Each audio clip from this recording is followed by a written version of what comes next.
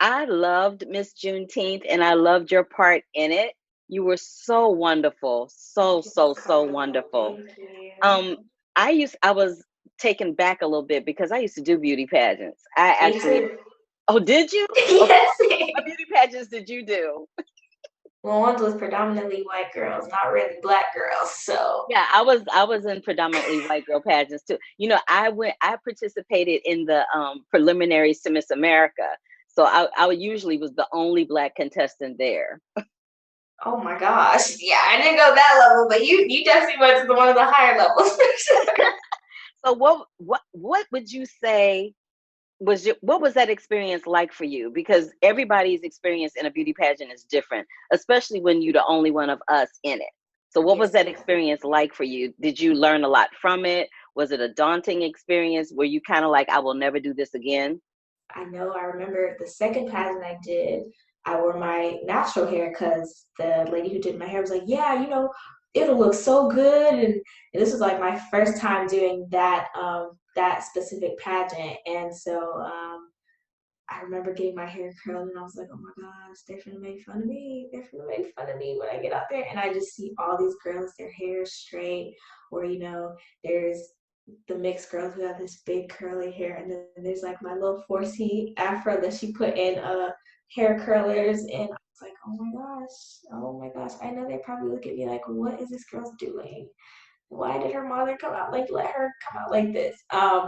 So it was kind of daunting in a way, but at the same time, that is where my confidence was built. I was able to walk in front of a crowd and just be like, okay, this is me, this is who I am. But I think at that time, especially with societal standards, it's very hard to embrace who we are, our natural hair, what we look like, what is part of us. And so it did take me some time, but through the movie, especially, I was already natural. I had been natural for about going on 3 years or 4 years, but I never left my hair out. And so the movie was probably the longest time I had my hair out, and I learned so much about my own hair and really got to embrace it for what it is and how amazing, versatile it can be. I think that's important to note because your character was very much in that place. Your character was very much, okay, yeah, my mom may have been Miss Juneteenth. She wants me to be Miss Juneteenth, but I want to be a different contestant than she was. I want to embrace my natural hair. I want to embrace my blackness. I want to do this phenomenal woman piece in a Yes, ma'am. phenomenally different way. So, Yes, ma'am. you know what I mean? Yes, So, most definitely. so what does that poem, Phenomenal Woman, mean to you? It's a very powerful poem by It Maya is. Angelou. It's very powerful. But what did it mean for you? And did you have any apprehensions or any challenges in trying to perform it and trying to connect with the text when you're doing multiple takes? Because you might have gotten it like just the way you wanted it that one take, and then like three takes down the line you're like, oh, I wish I could get back to where I was. Yeah. It's a pageant that empowers Black girls. I didn't know that existed growing up. I had no idea. And it is very important for us to talk to little Black girls and uplift them and tell them that they're beautiful. And those pageants are the things that do that for those girls. And there were times when I was like, man, I really got this take. I really got it. I got it good. And then, after doing it time and time again, of course, it helps you to connect with it more. You become so familiar with the movements. Your body can connect the words and the movements at this point. But there were times when I was like, man, sometimes I was, that part, shooting out was very hard for me because I wanted to get it so right.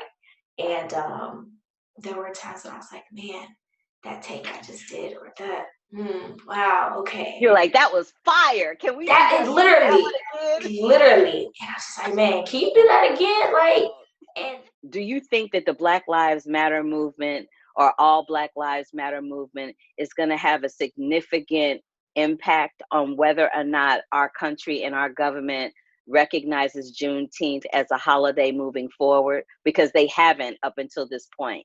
And Black people literally are like, I'm tired of celebrating July 4th. Like, I'm going to need y'all to recognize Juneteenth. most definitely, and which is very true because July 4th, we weren't free. I don't think they teach us that part. They teach us, oh, freedom came for who though? Because it wasn't Right. for the Black people.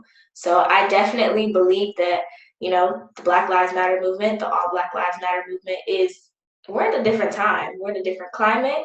Things are different. People are tired. We're in a pandemic fighting for our human right to live.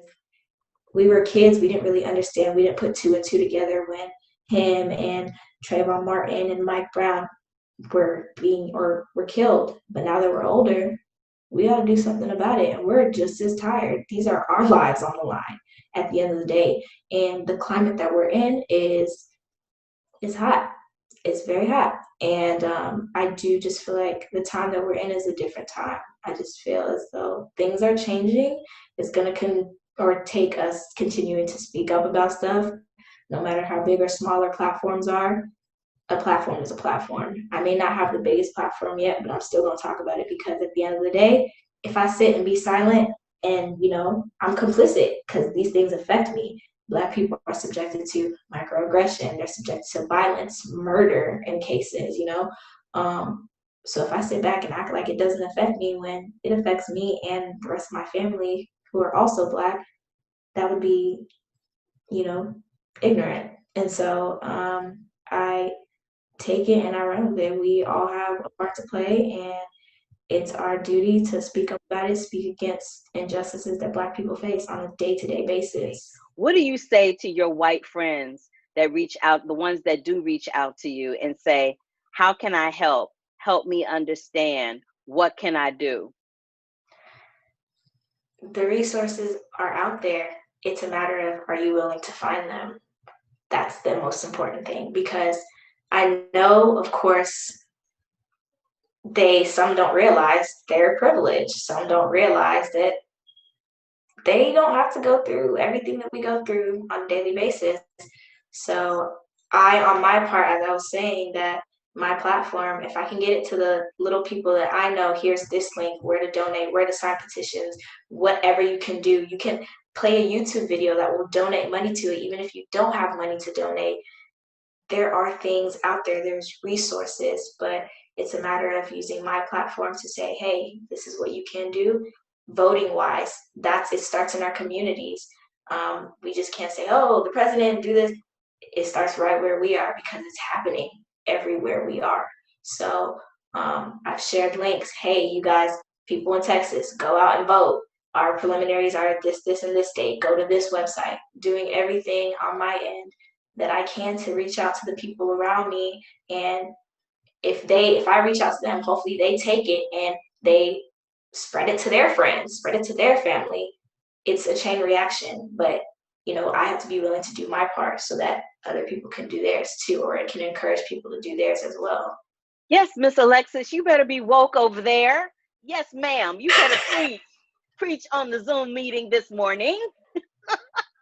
Turquoise has this moment where you're hanging out with your boyfriend, and she rolls up in that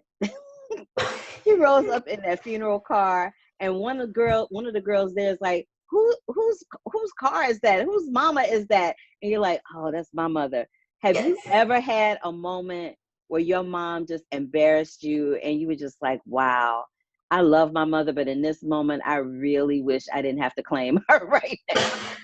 I think for everybody, that definitely goes. Man, I don't even really know.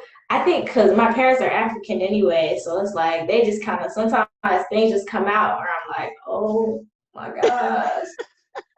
You know, their jokes, I mean, they come out, it's like, even in any case, like, I would not get a boyfriend. So working with Channing, you know, you don't, as a young Black actress in Hollywood, the opportunities to work with a showrunner or an executive producer that's female is rare enough, but then you're working with a Black female. Do you think that the way this story would have played out on screen would have been different if it had been directed and written from a male point of view?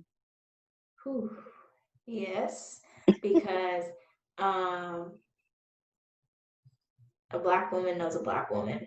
She knows what the story is. She knows what's authentic because she lived it.